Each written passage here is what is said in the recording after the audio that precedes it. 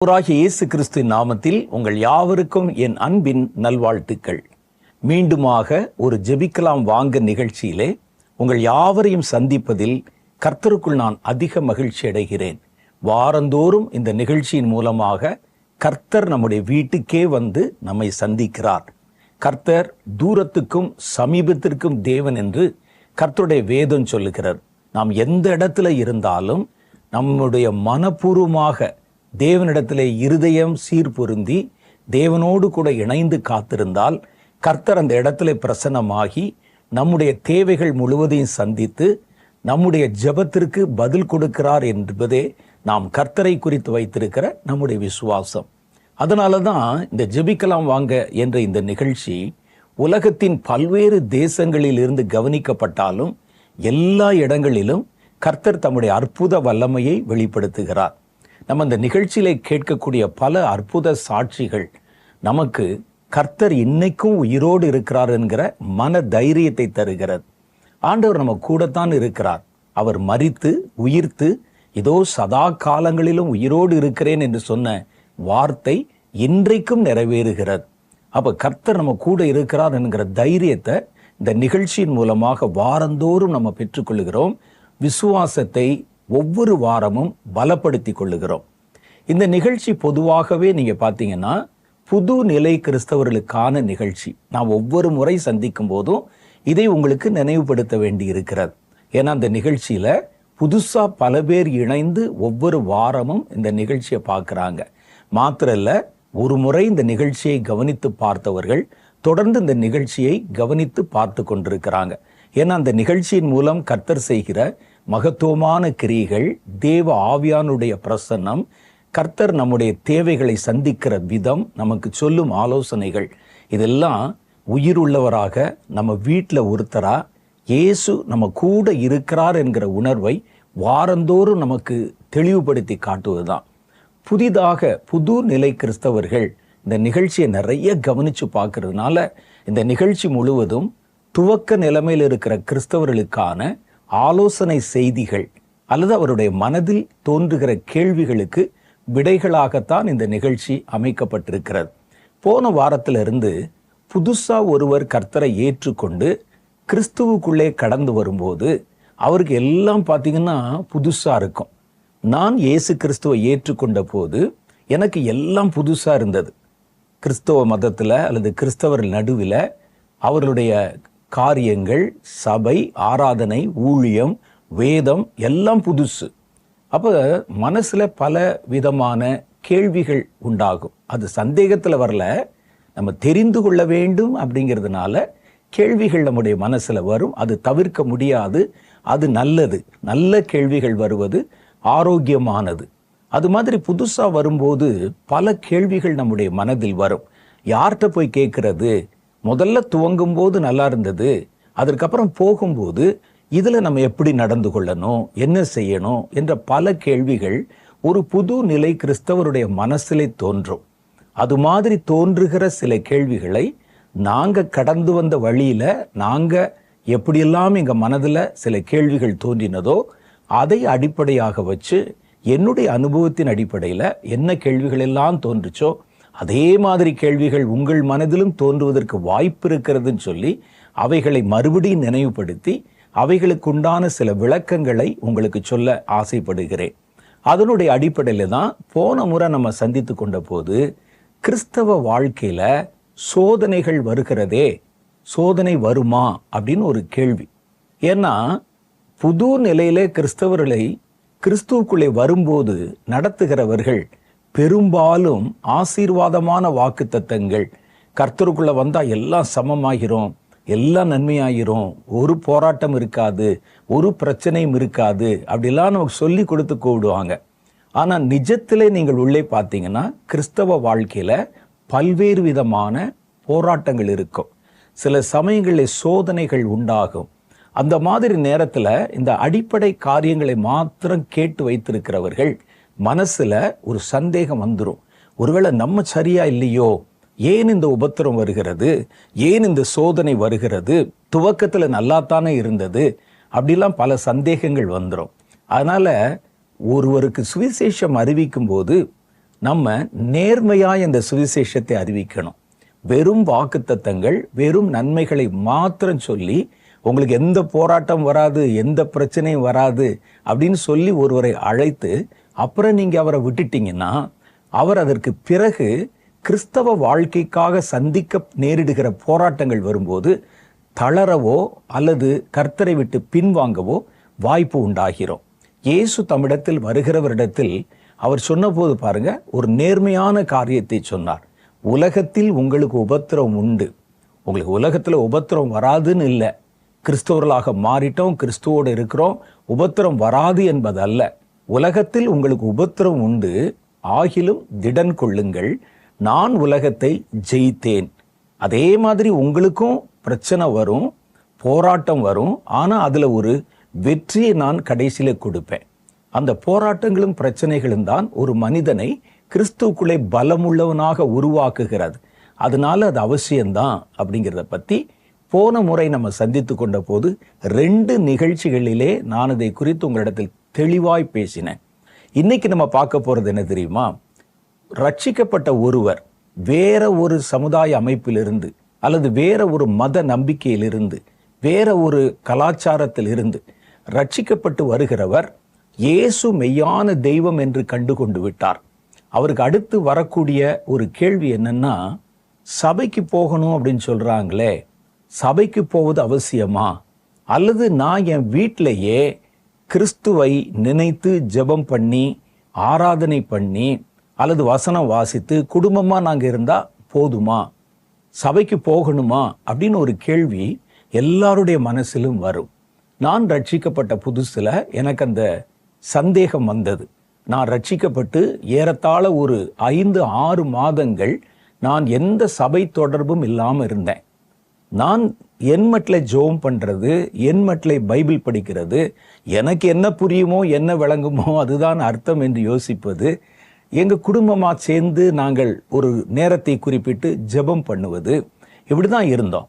அதற்கு பிறகு ஏதோ ஒரு வெற்றிடம் இருப்பதாக உணர்ந்தேன். என்னை நடத்தின தேவ மனிதர்களிடத்தில் போய் நான் அடுத்து என்ன செய்யணும், நான் கர்த்தருக்கு ஊழியம் செய்யணும் அப்படின்னு சொல்லி கேட்டேன். அப்போ அவங்க சொன்னாங்க, ரட்சிக்கப்பட்ட உடனே ஒரு சபையை தேர்ந்தெடுத்து ஒரு சபையிலே அங்கமாக இருப்பதுதான் நல்லது. அங்கதான் உனக்கு அடுத்த கட்ட காரியங்கள், உன்னை வளர்ப்பதற்குண்டான காரியங்கள், தேவனுடைய வசனத்தை குறித்த நல்ல வார்த்தைகள், சத்தியம், உபதேசம் இதெல்லாம் கிடைக்கும். சபையிலே இருக்கணும் அப்படின்னு எனக்கு சொன்னாங்க. ஆனால் எனக்கு முதல் அதில் ஒரு உடன்பாடு இல்லை. ஏன், நம்ம தான் கர்த்தரோடு இருக்கிறோமே, கர்த்தர் என்பவர் சபையை விட பெரியவர் தானே, நம்ம தான் அவர்கிட்ட பேசுகிறோமே, அவர் நமக்கு பல காரியங்களை வெளிப்படுத்தி காமிக்கிறாரே, வசனம் படிக்கிறோமே, வார்த்தைகளை படிக்கிறோமே, நம்ம மட்டும் தனியாக இருந்துக்கிறோம் அப்படின்னு ஒரு எண்ணம் எனக்குள்ளே தோன்றியது.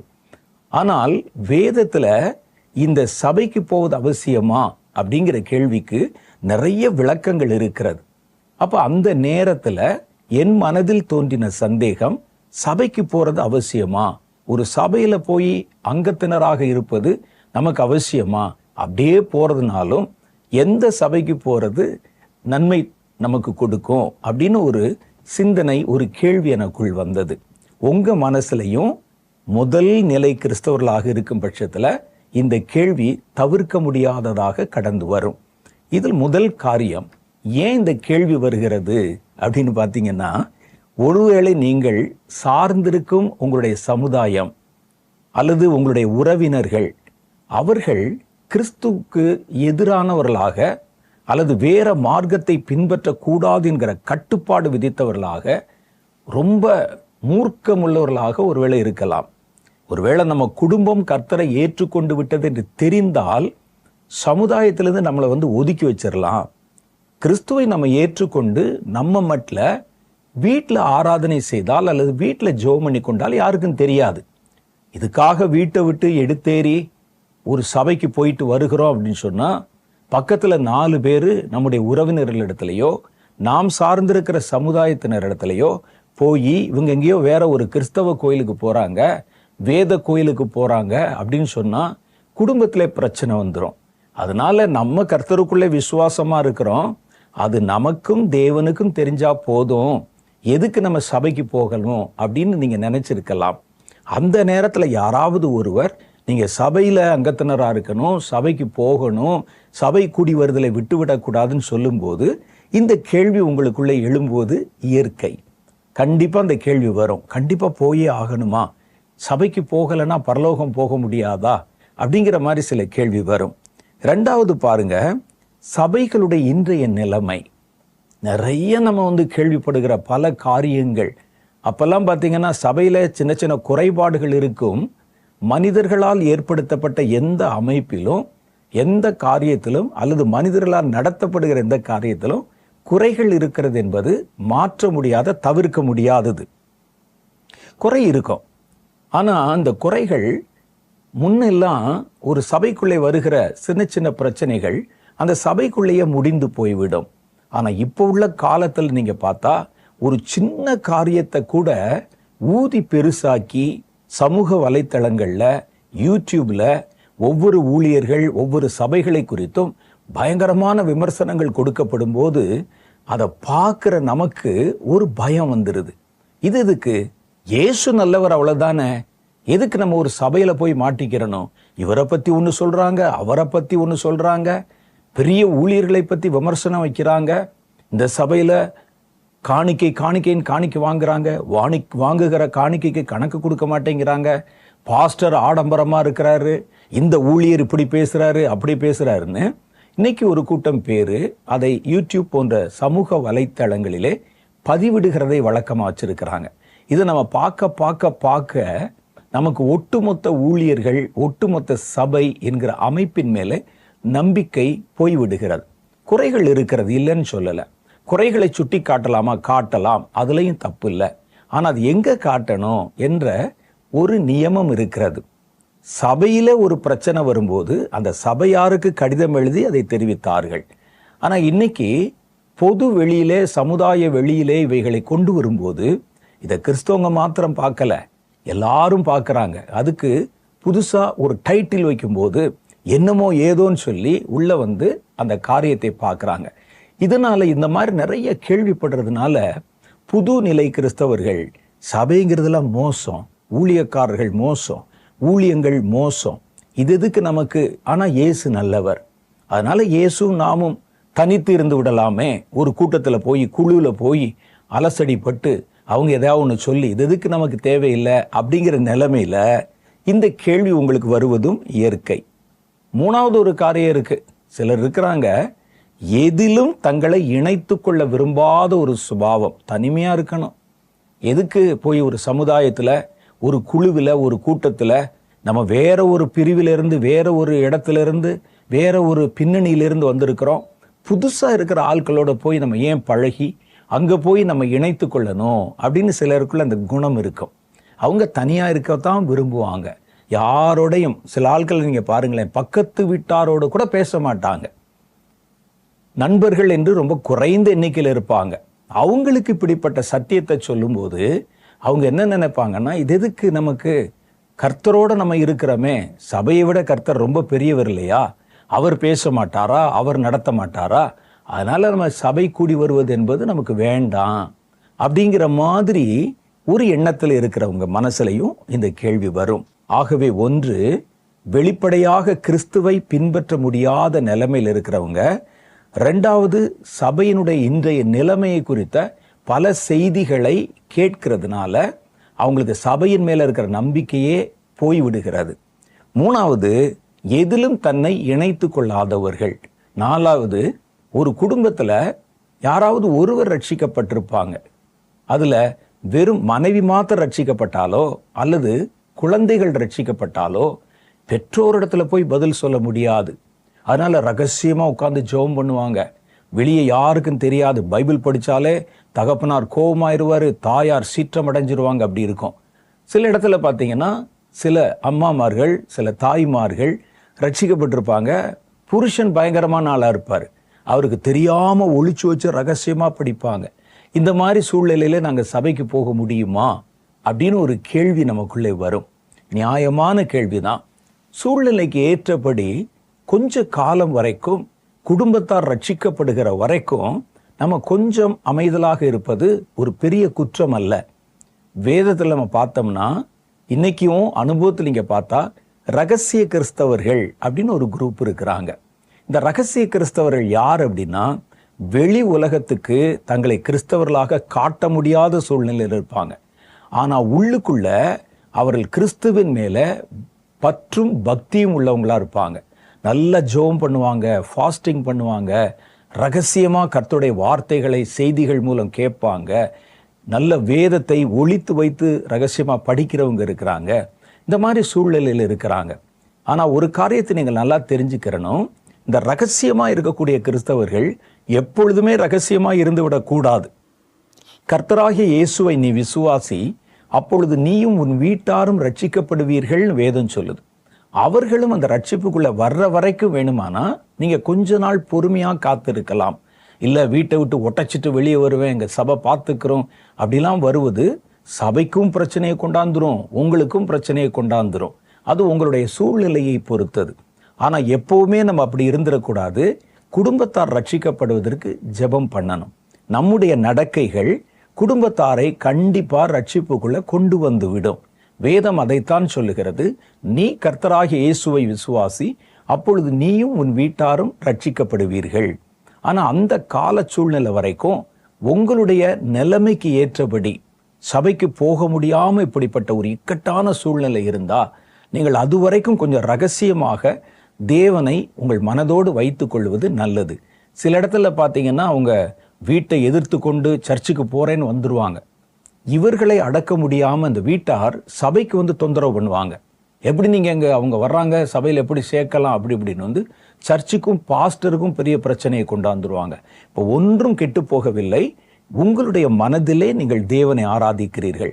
சீக்கிரமே கர்த்தர் சூழ்நிலையை மாற்றுவார். குடும்பத்தார் முழுவதும் கர்த்தருக்குள்ளே சபைக்கு ஆராதனைக்கு கடந்து வருவாங்க. அது வரைக்கும் அப்படி இருப்பது ஒரு பெரிய குற்றமும் அல்ல, பாவமும் அல்ல. வேதத்துல நீங்க பார்த்தா சூழ்நிலைகளால பகிரங்கமாய் இயேசுவை பின்பற்ற முடியாமல் அதே நேரத்தில் இயேசுவின் மேல் நம்பிக்கை உள்ள சிலரை, ரகசிய கிறிஸ்தவர்களை வேதம் நமக்கு சுட்டி காட்டுகிறது. வேதம் நம்ம சொல்லுது பாருங்க, ரகசிய சீஷர்கள் அவருக்கு இருந்தாங்க.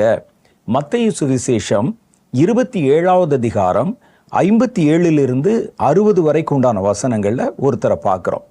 இயேசுவை சிலுவையில் அறைஞ்சாச்சு, சீஷர்கள் எல்லாம் ஓடி போயிட்டாங்க, அவர் கூட இருந்த எல்லாரும் போயிட்டாங்க. இயேசுவை பின்பற்றின சில ஸ்திரீகள், சில பெண்கள் மாத்திரம் சிலுவை சுற்றி நிற்கிறாங்க. இப்போ என்ன செய்யறதுன்னு தெரியல. அப்போ இயேசுனுடைய உடலை யார் வாங்குறது, யார் எடுப்பது, யார் அடக்கம் பண்ணுவது என்ற ஒரு நிலைமை வருகிறது. ஏன்னா அவருக்கு பக்கமாக இருந்த சீஷர்கள் அவரை விட்டு எல்லாரும் ஓடிட்டாங்க. காரணம், அந்த நாட்களில் சிலுவையிலே ஒருவரை அறையும் போது அவருக்கு யார் யாரெல்லாம் பக்கத்தில் வர்றாங்கன்னு சொல்லி அந்த ரோம வீரர்கள் கண்காணித்து கொண்டே இருப்பாங்க. அவங்க கூட வரக்கூடிய உறவினர்கள், அவர் கூட வரக்கூடிய நண்பர்களை அதுக்கப்புறம் போய் விசாரிப்பாங்க. அவருக்கும் இவருக்கு என்ன சம்பந்தம், அவர்களுக்கும் அந்த குற்றத்திலே பங்கு இருக்குதான். இதுக்கு பயந்தே சிலுவையிலே அறையப்படும் போது உறவினர்கள் யாரும் பக்கத்திலே வரமாட்டாங்க. ஆண்கள் யாரும், அதுலேயும் அவருடைய நண்பர்கள் யாரும் வரவே மாட்டாங்க.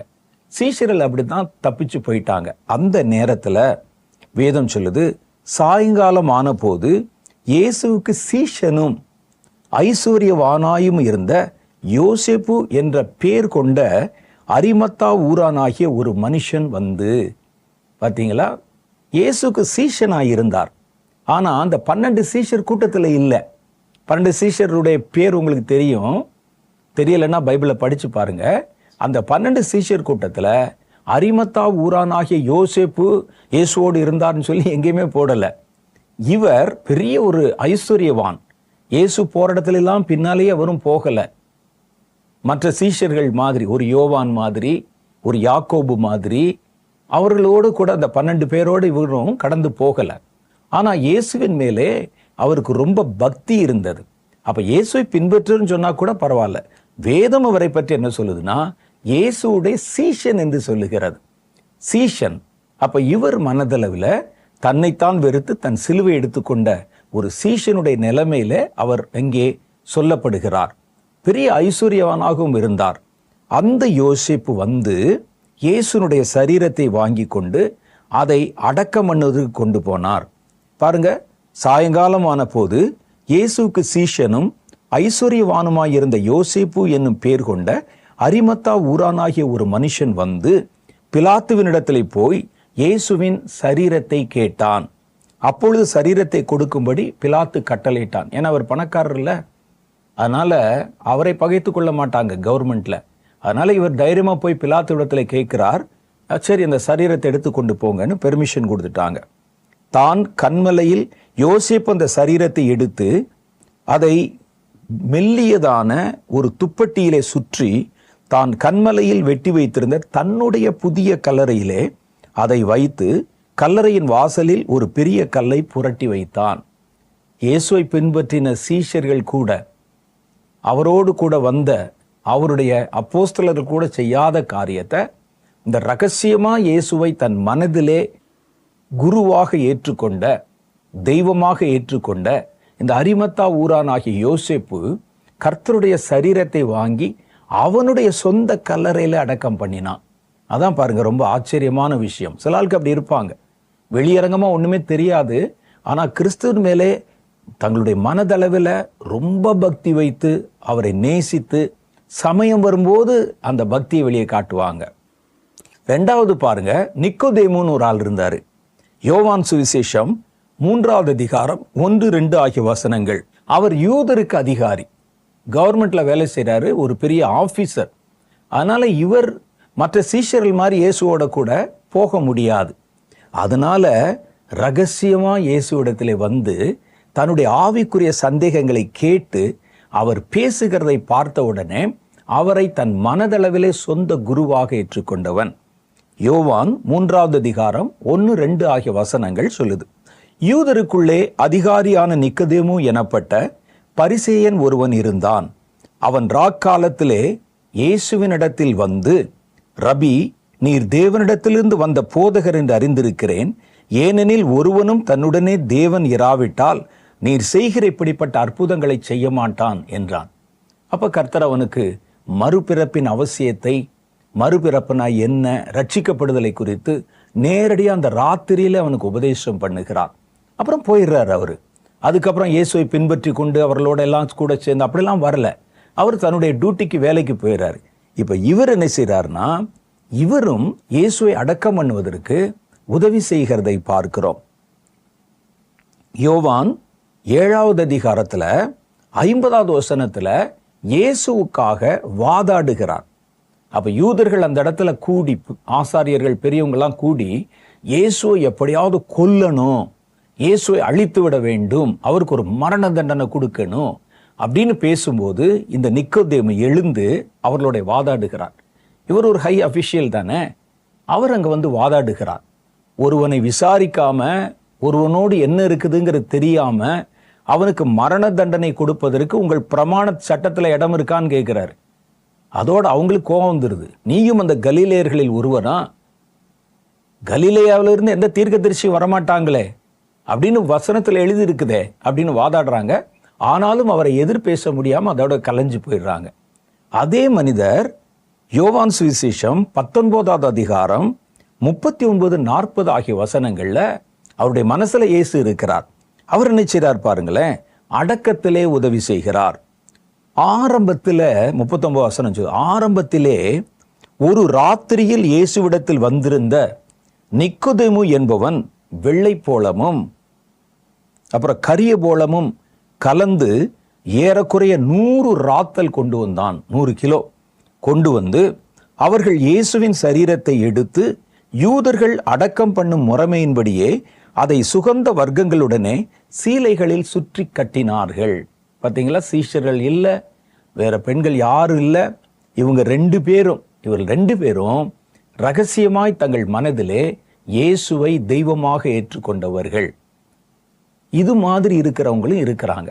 ஆனா சூழ்நிலையின் அடிப்படையில அந்த சூழ்நிலை மாறுகிற வரைக்கும், இந்த சூழ்நிலை ரொம்ப கொடூரமா இருக்குது, அதனால நீங்க போற சபைக்கு ஒரு பிரச்சனை வந்துடும், அல்லது உங்களுக்கும் அடுத்த கட்டத்துக்கு போக முடியாம பிரச்சனை வரும் சொன்னா, நீங்க இந்த சூழ்நிலைகள் கடந்து போகிற வரைக்கும் நீங்கள் உங்களை கொஞ்சம் ரகசியமாக வைத்துக் கொள்வது நல்லது. வேதத்துல ஒரு வசனம் இருக்கு, நீதிமான் ஆபத்தை கண்டு மறைந்து கொள்ளுகிறான், அதான் ஞானம். அப்ப கொஞ்சம் மறைந்து கொள்ளலாம், பிரச்சனை இல்லை. உடனே அடிச்சு நுறுக்கி உடைச்சு அவர்களுடைய ரட்சிப்புக்கும் நம்ம எதிராளியாக மாற வேண்டிய அவசியம் இல்லை. ஆனால் இன்னொரு காரியத்தை நீங்கள் விளங்கி கொள்ளணும். எப்பவுமே ரகசியமாக இருந்து விட முடியாது. எப்பவுமே ரகசியமாக இருந்துடாதீங்க.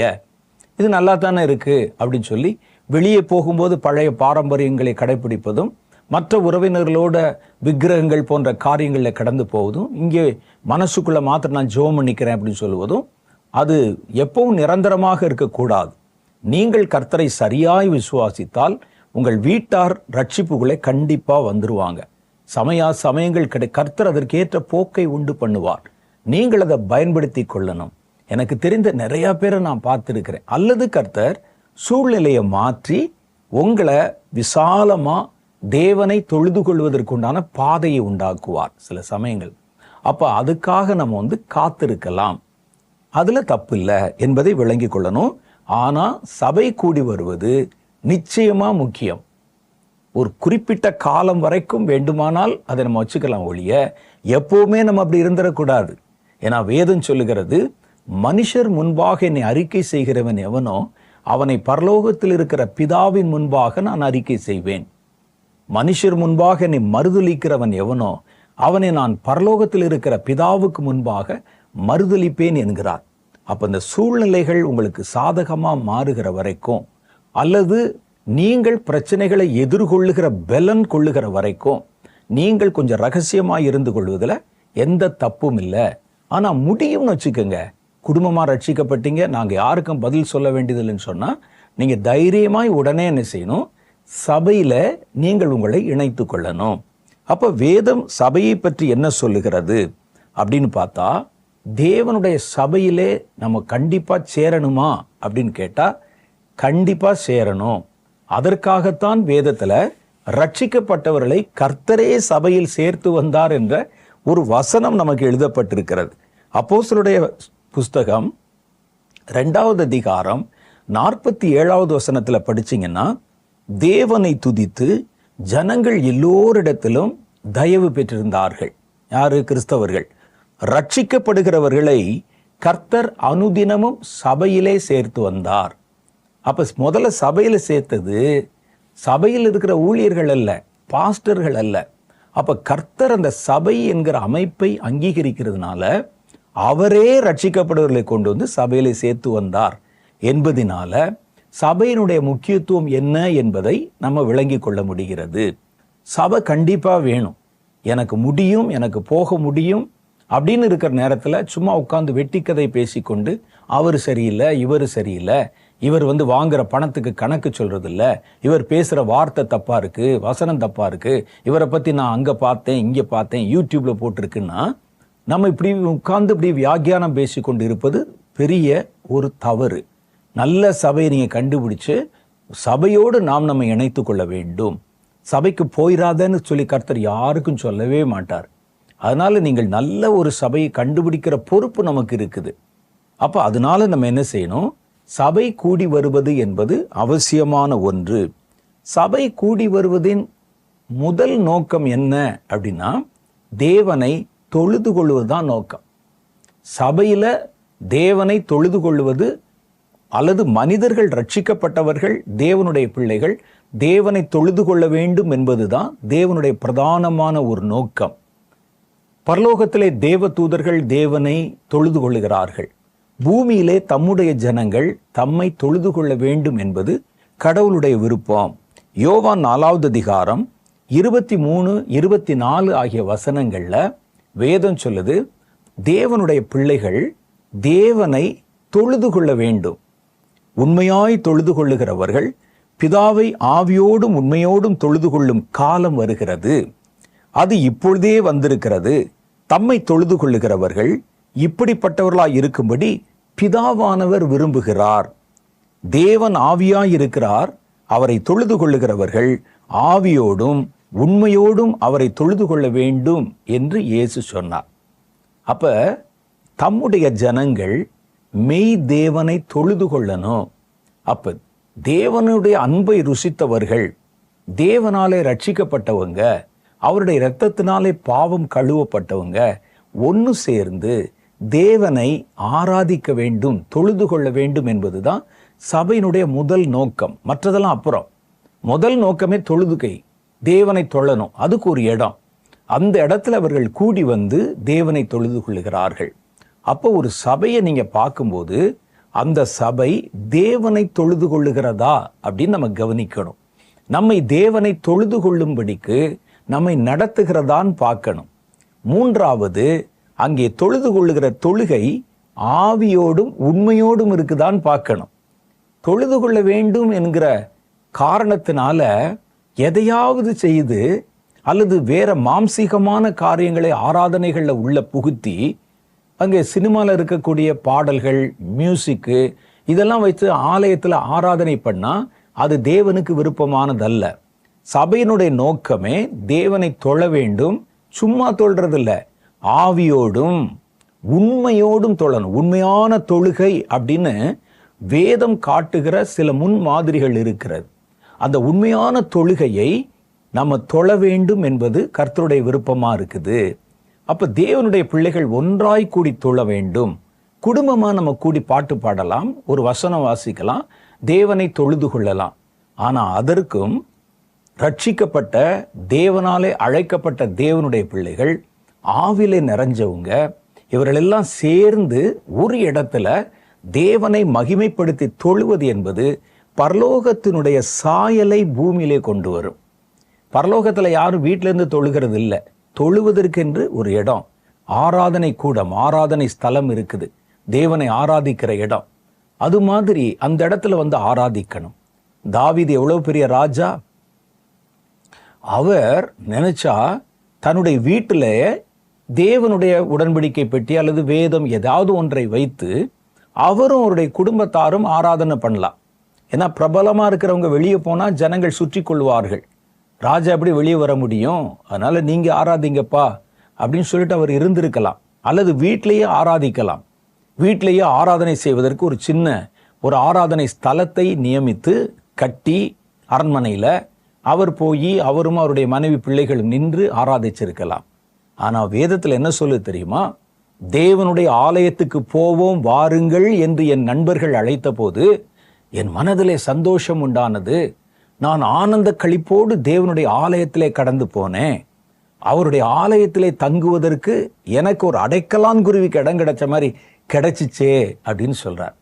அப்ப தேவனுடைய ஆலயத்துல போய் தேவனால் தேர்ந்தெடுக்கப்பட்ட தேவனுடைய பிள்ளைகளோட ஆராதனை செய்வது ஒரு பரலோக அனுபவத்திற்கு ஒப்பான சாயலாய் பூமியிலே காட்டப்படுகிறது.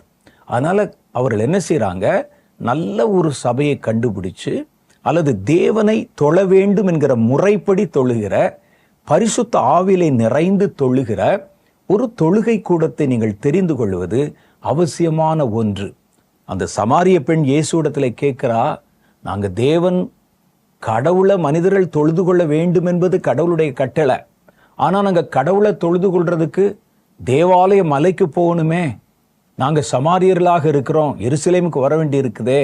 அப்ப ஆண்டவர் சொல்றாரு, எருசலேமில் மாத்திரமல்ல பிதாவை எங்கும் தொழுது கொள்ளும் காலம் வருகிறது. அப்ப ஜனங்கள் உலகத்துல எல்லா இடத்துலையும் தேவனை தொழுது கொள்வதுதான் கர்த்தருக்கு விருப்பமான ஒன்று.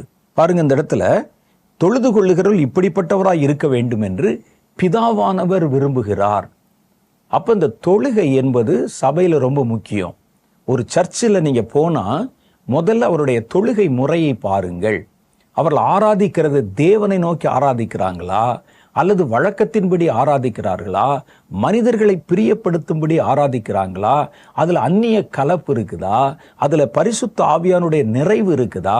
பரிசுத்த ஆவியானவருடைய நிறைவு என்றால் சும்மா குதிக்கிறது இல்லை, ஒரு மாம்சத்துல ஒரு உற்சாகம் அடைந்து சத்தம் போடுறது இல்லை. அது உண்மையிலே பரிசுத்த ஆவியினால உண்டானதா இருக்குதா? அவர்கள் உண்மையிலே தேவனை ஆராதிக்கிறாங்களா அல்லது வேற யாரையாவது மனுஷ ஆராதனை மாதிரி தங்களை புகழ்ந்து கொள்ளவோ தங்களை முன்னிலைப்படுத்தவோ இந்த ஆராதனை பயன்படுத்துறாங்களா அப்படின்னு பார்க்கணும். அப்ப சபை என்பது தேவனை தொழுது கொள்வதற்காக தேவனால் ஏற்படுத்தப்பட்ட ஒரு இடம். கர்த்தரை தொழுது கொள்ளுகிற விஷயத்துல ஆவியும் உண்மையும் இருக்கிறதா என்பதே சபையிலே பிரதானமாய் நம்ம கவனிக்க வேண்டிய காரியம். வெறும் தொழுகை அல்ல, தேவனுடைய ஜனங்கள் தேவனை தொழுது கொள்ள வேண்டும் என்பதே தேவனுடைய பிரதானமான நோக்கம். சும்மா வெறும் தொழுது கொள்ளுது இல்லை, ஆவியோட உண்மையோட தேவனை அவருடைய ஜனங்கள் தொழுது கொள்ள வேண்டும் என்பதே பிதாவினுடைய பிரதானமான விருப்பம் அப்படின்னு சொல்லுது.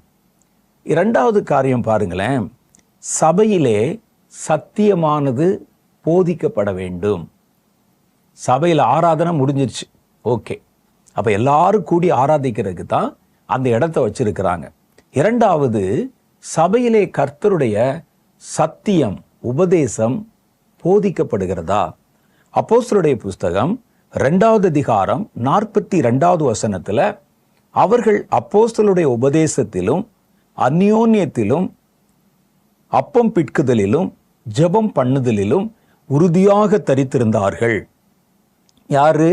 முதல் நூற்றாண்டு கிறிஸ்தவர்கள், பல சூழ்நிலைகளிலிருந்து ரட்சிக்கப்பட்டவங்க. அவர்கள் ஆலயத்துக்கு வந்து அங்கே அப்போஸ்தலருடைய உபதேசத்தை கேட்டாங்க. ஏன் அப்படின்னு சொன்னா, நம்ம வீட்டில் ஆராதனை பண்ணி நாமாய் வீட்டில் ஒரு வசனத்தை எடுத்து பிள்ளைகளோட ஆராதிக்கிறோம், அந்த வசனத்துக்கு வியாக்கியானம் சொல்றோம், தப்பு இல்லை, அதை செய்யணும். ஆனால் நமக்கு எந்த அளவுக்கு தெரியும், அது அதனுடைய ஆழம் என்ன தெரியும், அதனுடைய உண்மையான கருத்து என்ன தெரியும்? அப்ப வேதத்துல பழக்கம் உள்ள வேத வசனத்தை தெளிவாக பகுத்து போதிக்கக்கூடிய அப்போஸ்தலருடைய உபதேசம், அதுதான் கர்த்தர் நம்மிடத்தில் என்ன எதிர்பார்க்கிறார் என்பதையும் நம்ம கர்த்தருக்குள்ள எப்படி நடந்து கொள்ள வேண்டும் என்பதையும் நமக்கு கற்பிக்கிற ஒரு காரியமா இருக்கு. இத நல்ல அனுபவம் உள்ள வசனத்துல ஞானம் உள்ளவர்கள் நமக்கு கற்றுக் கொடுக்கிற இடத்துக்கு பேர் தான் சபை. ஆனால் அந்த சபையில அவங்க தொழுது கொள்ளுகிறத மாத்திர வைக்கல. ரெண்டாவது, வயது மூப்பர்கள் அல்லது நல்ல ஆவிக்குரிய அனுபவம் உள்ளவங்க, இயேசுவோடு கூட நெருங்கி பழகினவர்கள், அவர்கள் ஒவ்வொரு வசனத்தினுடைய வியாக்கியானத்தையும் அடுத்து வரக்கூடிய தலைமுறையினருக்கு கற்றுக் கொடுக்கிற இடமாக அந்த சபை இருந்தது. மூணாவது, சபை எப்படி இருக்கும்? சபை ஏன் அப்படி இருக்கணும் அப்படின்னா, மூணாவது காரியம், சபையிலே நீங்கள் கர்த்தரை உணர வேண்டும். நான் சபைக்குள்ள போனா அந்த சபையில நான் யாரை உணரணும் அப்படின்னா, கர்த்தரை உணரணும். கர்த்தருடைய பிரசன்னத்தை, கர்த்தருடைய பரிசுத்தத்தை, கர்த்தருடைய அன்பை, கர்த்தருடைய நீதியை அல்லது கர்த்தருடைய வல்லமையை நான் கர்த்தரை உணரணும். எனக்கு கர்த்தரை உணர்த்தாத எந்த சபையும் என்னை வளர்க்க போதுமானதல்ல என்பதை நீங்க விளங்கி கொள்ளணும். அந்த நாட்கள்ல பாருங்களேன், அப்போஸ்தலருடைய புஸ்தகம் 2வது அதிகாரம் 43வது வசனம் சொல்லுகிறது, அப்போஸ்தலர்களாலே சபையில அநேக அற்புதங்களும் அடையாளங்களும் செய்யப்பட்டது. சபைக்குள்ள வந்தாலே ஒரு அற்புதம், உடனே பார்த்த உடனே கர்த்தரை நம்ம உணர ஆரம்பிக்கிறோம். கர்த்தருடைய வல்லமை, உடனே கர்த்தரை உணர ஆரம்பிக்கிறோம். கர்த்தரை உணரக்கூடிய, கர்த்தரை உணர்த்தக்கூடிய காரியங்கள் அங்கே நடைபெற வேண்டும். கர்த்தர் எப்பொழுதுமே தம்மை பின்பற்றுகிற தம்முடைய பிள்ளைகள் தம்மை உணர்ந்து கொண்டே இருக்க வேண்டும் என்று அவர் விரும்புகிறார். அப்போஸ்தலர் புஸ்தகம் 1வது அதிகாரத்தை நீங்க படிச்சீங்கன்னா, இயேசு உயிர்த்தெழுந்த உடனே, கல்லறையிலிருந்து வெளியே வந்த உடனே அவர் பரலோகத்துக்கு ஏறி போய்விடவில்லை. அவர் 40 நாட்கள் இந்த உலகத்திலே தங்கினார். உயிர்த்தெழுந்த சரீரத்தோடு தங்கினார். தங்கி தம்முடைய சீஷர்கள் நடுவிலே தன்னை உயிருள்ளவராக காண்பித்தார். அவங்க கூட பேசினார், அவர்களோட புசித்தார். எல்லாருக்கும் ஆச்சரியம். அவர் மரித்தார், நம்ம தான் கொண்டு அடக்கம் பண்ணோம். அவர் சிலுவையிலே தன் ஜீவனை விட்டது நம்ம எல்லாரும் கண்ணால பார்த்தோம். ஆனா இந்த இயேசு ஒரு மனுஷன் மாதிரி நம்ம கூட நடந்து வர்றாரு, நம்ம கூட பேசுறாரு, அதே மாதிரி அற்புதம் செய்யறாரு, அவருடைய வல்லமையை வெளிப்படுத்துகிறாரு. இதெல்லாம் அவர்களுக்கு ஒரு பெரிய ஆச்சரியத்தை தந்தது. அது மாத்திரல்ல, கர்த்தர் அந்த 40 நாள் மாத்திரமல்ல, இன்னைக்கு வரைக்கும் தான் உயிரோடு இருக்கிறதையும் தான் இன்றைக்கும் கிரியை செய்கிறதையும் தன் ஜனங்கள் உணர வேண்டும் என்பதில் கவனமுள்ளவராக இருக்கிறார்.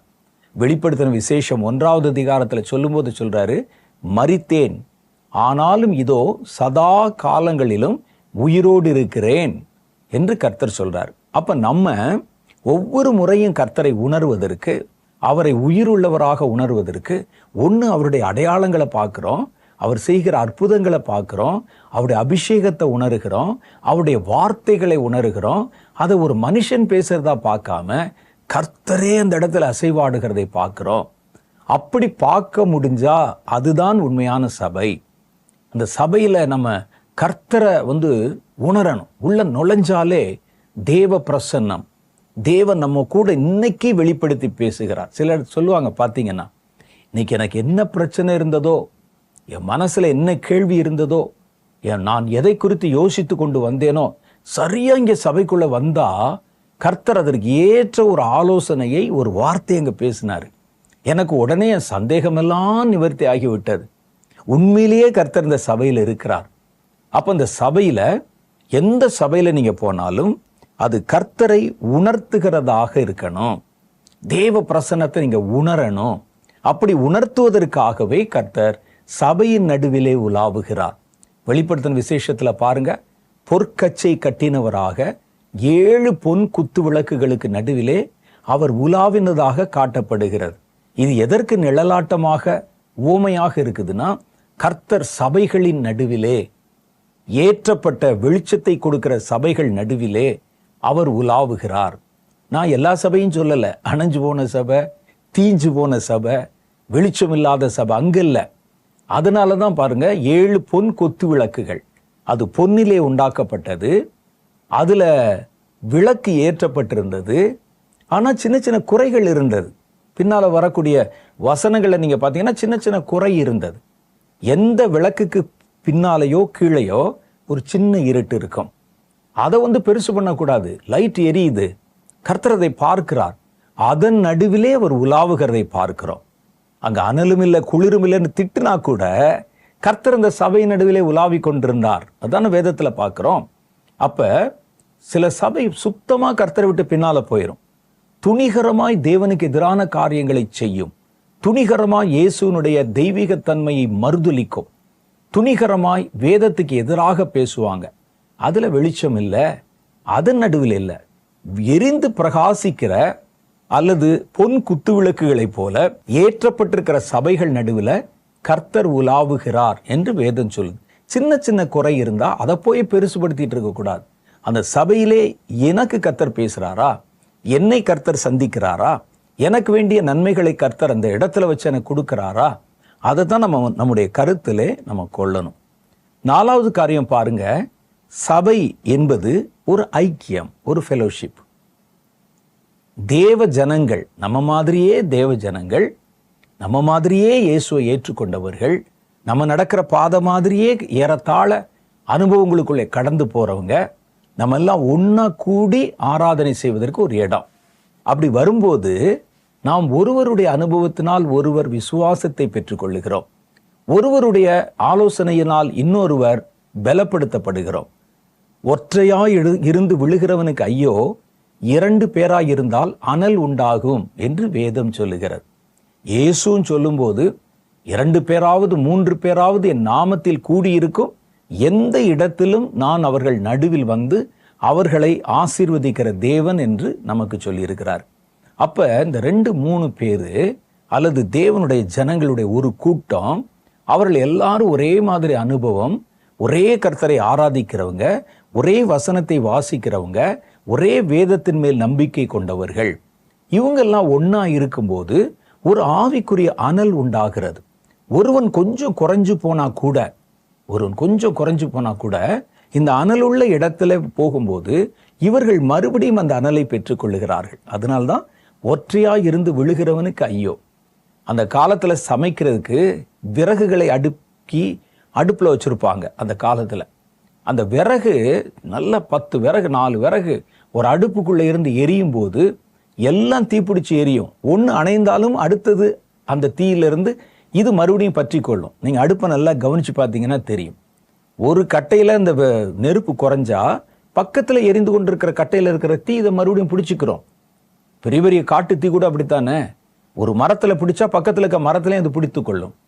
அது மாதிரி. ஆனா அதே நேரத்துல ஒரு கொள்ளியை மாத்திரம் எடுத்து வெளியே வச்சுட்டீங்கன்னா அது கொஞ்ச நேரம் இருந்து அப்படியே அணைந்து போய்விடும். இதைத்தான் சொல்றாங்க, ஒற்றையாய் இருந்து விழுகிறவனுக்கு ஐயோ, 2 பேராய் இருந்தா அனல் உண்டாகும். அப்ப ஒற்றையா இருக்கக்கூடாதபடிக்கு ஒரே அனுபவம் உள்ளவர்கள், ஒரே ஆவியினாலே தாகம் தீர்க்கப்பட்டவர்கள், ஒரு ஐக்கியமாக இருக்கணும். அப்போ ஒருவருடைய குறையை ஒருவர் சுமந்து கொண்டு, ஒருவர் பாரத்தை ஒருவர் ஏற்றுக்கொண்டு, அந்த ஐக்கியத்தில் ஒருவருக்கு ஒரு புத்தி சொல்லி, ஒருவருக்கு ஒரு பிரச்சனைனா உடனே அவங்க எனக்கும் இப்படித்தான் இருந்தது, அப்போ கர்த்தர் என்னை எப்படி விடுதலை செய்தார் என்று ஒரு சாட்சியை சொல்லி நம்மை மறுபடியும் அந்த விசுவாசத்துக்குள்ளே உறுதிப்படுத்துவாங்க. அதனால நமக்கு சபை என்பது முக்கியம். கர்த்தர் சொல்றார், சபை என்பது கிறிஸ்துவனுடைய சரீரம். நாம் எல்லாம் அவருடைய அவயவங்களாக இருக்கிறோம். நம்ம எல்லாம் சேர்ந்ததுக்கு பேர் சபை என்பது கிறிஸ்துவனுடைய சரீரம்.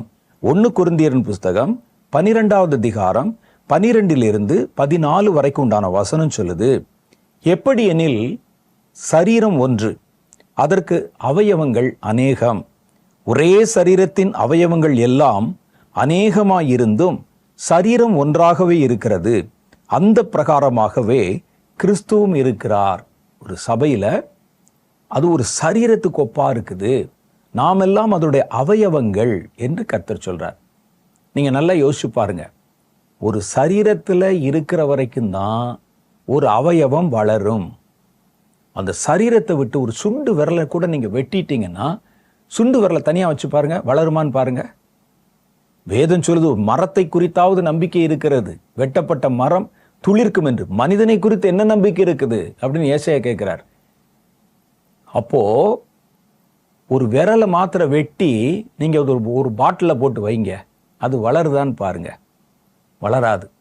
அதே விரல் அல்லது அதே சரீரத்தின் உறுப்பு உயிரோடு இருக்கணும், வளரணும்னு சொன்னா சரீரத்தில் இருந்தால் தான் அது சாத்தியம். ஆனா மரங்கள் அப்படி இல்லை. மரத்தில் இருக்கிற ஒரு கிளையை வெட்டி நீங்க மண்ணில் வேற ஒரு இடத்துல ஊன்றி வச்சா அது ஒரு 2 நாள்ல மறுபடியும் இலை விட்டு வேறு பிடிக்க ஆரம்பிச்சிடும். ஆனா மனிதனிலே அவருடைய சரீரத்திலிருந்து ஒரு அவயவத்தை எடுத்து வைத்து விட்டால் அது வளரவும் வளராது, வாழவும் வாழாது. அதனாலதான் சபையை கிறிஸ்துவுடைய சரீரம் என்று சொன்னாங்க. அந்த சரீரத்தில் இணைக்கப்படுவது என்பதே வளர்ச்சியையும் ஜீவனையும் நமக்குள்ளே உண்டாக்க. அப்ப நாம் யூதரானாலும் கிரேக்கரானாலும் அடிமைகளானாலும் சுயாதீனரானாலும் எல்லாரும் ஒரே ஆவியினால் ஒரே சரீரத்துக்குள்ளாக ஞானஸ்நானம் பண்ணப்பட்டு எல்லாரும் ஒரே ஆவிக்குள்ளாக தாகம் தீர்க்கப்பட்டிருக்கிறோம். சரீரமும் ஒரே அவயவமாயிராமல் அநேகம் அவயவங்களாக இருக்கிறது. சரீரத்தில் பாருங்க, உள்ளே இருக்கக்கூடிய அவயவங்கள் இருக்கு, பார்ட்ஸ் இருக்குது, வெளியே இருக்கக்கூடிய அவயவங்கள் இருக்கிறது, வெளி பார்ட்ஸ் இருக்குது. எல்லாம் சேர்ந்ததுக்கு பேர் தான் ஒரு சரீரம். அது எல்லாம் ஒன்னோட ஒன்று இருக்கிற வரைக்கும் தான் அது வளருகிறது. அதை வெட்டி போட்டுட்டீங்க ஏதாவது ஒரு சூழ்நிலையில, அதை வெட்டிட்டா அது வளராது, வாழவும் வாழாது, ஜீவிக்காது, கட்ட மாதிரி ஆயிரும். அப்புறம் வேணா பாடம் பண்ணி வைக்கலாம், பயன்படாது.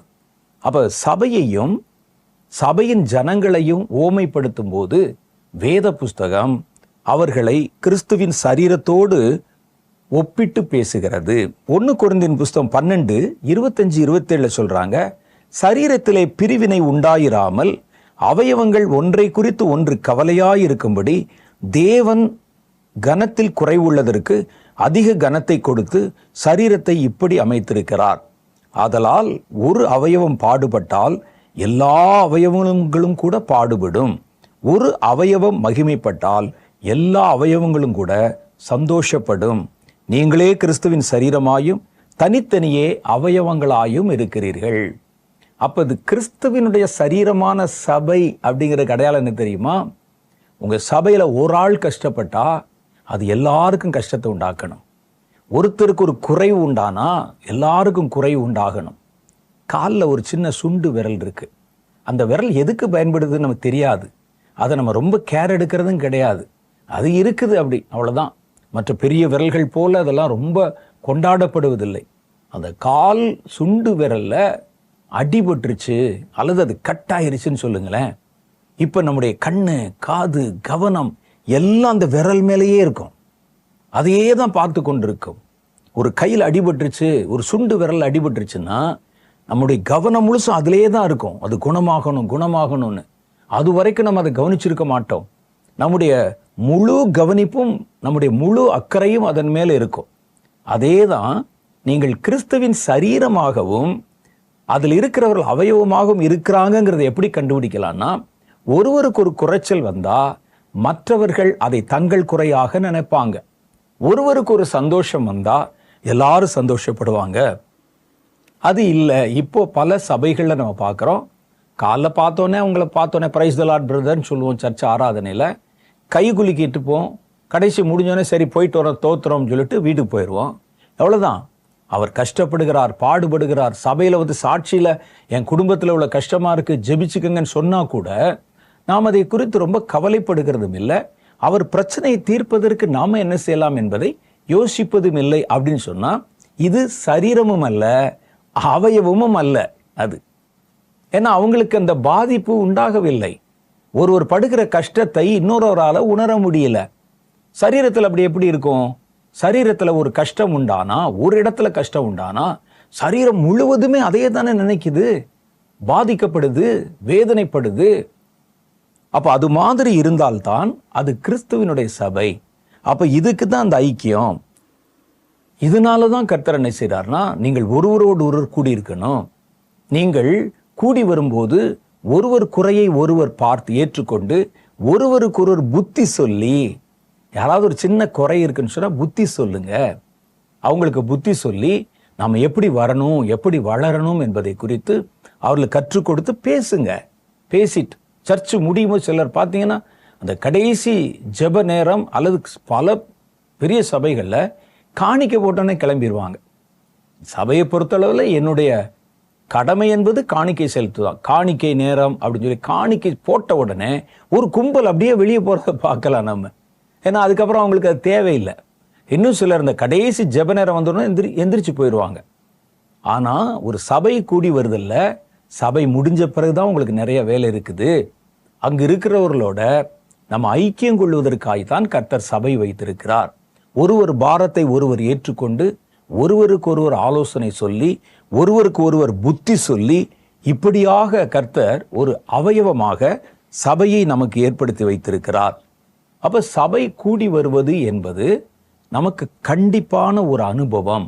நான் ஏற்கனவே சொன்ன மாதிரி நம்ம கொழுந்து விட்டு எரியணும் அல்லது அடுத்தடுத்த கட்ட வளர்ச்சிக்குள்ளே போகணும். கர்த்தருடைய வேதம், கர்த்தருடைய வார்த்தைகளை தெளிவாக நம்ம அறிந்து கொள்ளணும். அப்படின்னா நமக்கு சபை என்பது தேவை. நான் சபை சபை சபை என்று சொல்லுகிறது முழுசுமே நல்ல சபையை சொல்றேன். சும்மா கொஞ்சம் கிறிஸ்தவர்கள் கூடி வர்றாங்க, ஆராதனை நடக்குது இத்தனை மணிலேருந்து இத்தனை மணி வரைக்கும், அதெல்லாம் நான் சொல்லலை. அந்த சபை என்பது உண்மையான தேவனுக்குள்ளே வழிநடத்தப்படுகிற ஒரு சபை. அப்போ அந்த சபைக்கென்று கர்த்தர் வைத்திருக்கிற ஆசீர்வாதங்கள் பெரிய ஆசீர்வாதங்கள். அவர்கள் அங்கே உள்ளே இருக்கும்போது நமக்கு அனல் உண்டாகுது, ஐக்கியம் உண்டாகுது. வேதத்தில் நான் அடிக்கடி சொல்கிற ஒரு காரியம்தான், ஒரு மனிதன் 2 பெரிய கடமைகளை நிறைவேற்றணும். ஒன்று, தன்னை உண்டாக்கின தேவனாகிய கர்த்தரிடத்திலே முழு இருதயத்தோடும் முழு ஆத்துமாவோடும் அன்பு கூற வேண்டும். அதற்கு ஒப்பாயிருக்கிற 2வது கற்பனை என்னவென்றால், நீ உன்னை நேசிப்பதை போல உன் அயலானையும் நேசிக்கணும், அடுத்தவனை சிநேகிக்கணும். இது கர்த்தர் நமக்கு கற்றுக் கொடுத்தது. இந்த 2 கடமைகளையும் நீங்கள் நிறைவேற்றணும்னா ஒரு சபையிலே ஒரு ஐக்கியத்தில் தான் சாத்தியம். நான் சர்ச்சுக்கு போக மாட்டேன், யாரோடையும் பேச மாட்டேன், ஆனால் கர்த்தர் மேலே எனக்கு ரொம்ப அக்கறை இருக்குது, நான் தனியாக வீட்டில் உட்கார்ந்து அந்த ஆராதனை நேரத்தில் 1 மணி நேரம் நான் ஆராதனை செய்வேன், பாட்டு பாடுவேன், கைதட்டுவேன், எல்லாம் சரிதான். அது உங்களுடைய கிறிஸ்துவின் மேல் அல்லது பிதாவின் மேல், தேவன் மேல் இருக்கிற அன்பை காட்டுகிறது. ஆனால் வேதம் சொல்லுது அதற்கு ஒப்பாயிருக்கிற 2வது கற்பனை, இது ஒரு பகுதி தான், இது ஒரு பாதி தான், இன்னொரு பாதி இருக்கிறது. நீங்கள் உங்களை நேசிப்பதை போல உங்கள் அயலாரை நேசிக்கணும். அதற்கு கர்த்தர் கொடுத்திருக்கிற இடம்தான் இந்த சபை. அப்ப இந்த சபைக்கென்று கர்த்தர் சில விசேஷித்த குணாதிசயங்களை, விசேஷித்த ஆசீர்வாதங்களை வைத்திருக்கிறார். அவர் என்னென்ன ஆசீர்வாதங்கள் வச்சிருக்கிறார் நீங்க படிக்கணும்னா, நீங்க யோவான் சுவிசேஷம் 17வது அதிகாரம் 14 சில வசனங்களை படிக்கணும். அவர் அங்க சொல்றாரு, உம்முடைய வார்த்தையை ஏற்றுக்கொண்ட இவர்கள் அப்படின்னு சொல்லி தன்னுடைய இரத்தத்தினால அல்லது தன் வார்த்தையை ஏற்றுக்கொண்ட தேவ ஜனங்கள் கூடுகிற ஒரு கூட்டத்தை பற்றி சொல்றார். அதுல நீங்க படிச்சீங்கன்னா 14 யோவான் சுவிசேஷம் 17வது அதிகாரம் 14 26 வரைக்கும் படிச்சு பார்க்கணும். அதை நீங்க நல்லா நீங்க கவனமா படிச்சு பாருங்க இன்னைக்கு ராத்திரி உட்கார்ந்து. அதுல என்னென்ன சொல்லுதுன்னா, கர்த்தர் தம்முடைய சபைக்கு அல்லது தம்முடைய ஜனங்கள் நடுவிலே தம்முடைய வார்த்தைகளை தருகிறார். யோவான் 17:14 தீமையிலிருந்து அவர்களை பாதுகாக்கிறார், சபையை பாதுகாக்கிறார். 17:15 17:17 சத்தியத்தினால் சபையை கர்த்தர் பரிசுத்தமாக்குகிறார். அடுத்து 17:22 தன்னுடைய மகிமையை அவர்களுக்கு காண்பிக்கிறார். யோவான் 17:23 சபையின் நடுவிலே கர்த்தர் இருக்கிறார். கர்த்தருடைய நாமத்தை அவர் வெளிப்படுத்துகிறார் 17:25. இவ்வளவு விசேஷித்த ஆசீர்வாதங்கள் சபைக்கென்றே பிரத்யேகமாக இயேசு வைத்திருக்கிறார். ஆகவே சபையிலே சேருவது ரொம்ப முக்கியம். சபை கூடி வருதலை விட்டு விடாதிருக்கிறது அதிலும் முக்கியம். நல்ல சபையை தேர்ந்தெடுப்பது அதை விட முக்கியம். நாளை தினத்தில் நம்ம சந்திக்கும் போது ஒரு நல்ல ஏற்ற சபையை தேர்ந்தெடுப்பது எப்படி என்று நம்ம தெரிந்து கொள்ள போறோம். கண்களை மூடி ஒரு சின்ன ஜெபம் பண்ணலாமா? அன்பும் இரக்கம் நிறைந்த எங்கள் பரலோக பிதாவே, உம்முடைய வார்த்தைகளை கேட்ட உம்முடைய பிள்ளைகள் ஒவ்வொருவரையும் நீர் பேர் பேராய் ஆசீர்வதிப்பீராக. சபைகளை குறித்த காரியத்தையும் சபையினுடைய அவசியத்தையும் சபைக்கு நாங்கள் போகணுமா என்று கேட்ட எங்களுடைய கேள்விக்கும் பரிசுத்த ஆவியானவர் தெளிவான பதிலை கட்டளையிட்டிருக்கிறேன். ஆண்டவராகிய தேவன் இன்றைக்கு புதிய காரியங்களை வெளிப்படுத்தி சபையினுடைய முக்கியத்துவத்தை, சபையினுடைய அத்தியாவசியத்தை, சபைக்கென்று நீர் வைத்திருக்கிற பிரத்யேகமான ஆசீர்வாதங்களை வெளிப்படுத்தி காண்பித்ததற்காக ஸ்தோத்திரம். ஒருவேளை தாங்கள் சார்ந்திருக்கிற சமுதாயத்தினாலோ தங்களுடைய சூழ்நிலையினாலோ ஆண்டவரே அவர்கள் விடுதலையாய் தேவனை ஆராதிக்க சபைக்கு போக முடியாத அனுபவத்தில் யார் இருந்தாலும் கர்த்தராகிய தேவன் சீக்கிரமே அவர்களை வெளியே கொண்டு வரும்படிக்காக, குடும்பமாய் அவர்களை சந்திக்கும்படிக்காக, ஒரு விசாலத்தில் கர்த்தர் அவர்களை வைத்து ஆசீர்வதிக்கும்படிக்காக ஜெபிக்கிறோம். ரட்சிக்கப்படாத தகப்பன்மார்கள், ரட்சிக்கப்படாத கணவன், ரட்சிக்கப்படாத மனைவி, ஆண்டவரே அந்த குடும்பத்தை கர்த்தர் சந்தித்தருளும்படிக்காக நாங்கள் ஜெபிக்கிறோம். தேவனே, சமுதாயத்தின் நிமித்தம், உறவினர்கள் நிமித்தம் சபை கூடி வர முடியாத சூழ்நிலை இருக்கிறவங்களையும் கர்த்தராகிய தேவன் சீக்கிரமே சந்தித்து அவர் ரகசியமாய் வழிபடுகிற அனுபவத்தில் இருந்து அவர்களை விசாலத்தில் வைக்கும்படிக்காக விரும்புகிறேன். தொடர்ந்து நீர் பேசி சொன்ன சத்தியத்தை அவர் நினைக்கவும், ஆண்டவராகிய கர்த்தரையும் அவர் ஏற்படுத்தின சபையையும் அவர்கள் அன்பு கூறவும் அவர்களுக்கு உதவி செய்யும். இயேசுவின் மூலம் என் ஜெபத்தை ஏற்றுக்கொள்ளும் எங்கள் பிதாவே, ஆமென். கர்த்தர் நம்ம கூட பேசினார். நாளைய தினம் நம்ம சந்திக்கும் போது இன்னும் சில முக்கியமான காரியங்களை பற்றி தியானிக்க போகிறோம். அதுவரை கர்த்தர் உங்களை ஆசீர்வதித்து காப்பாராக. ஆமென்.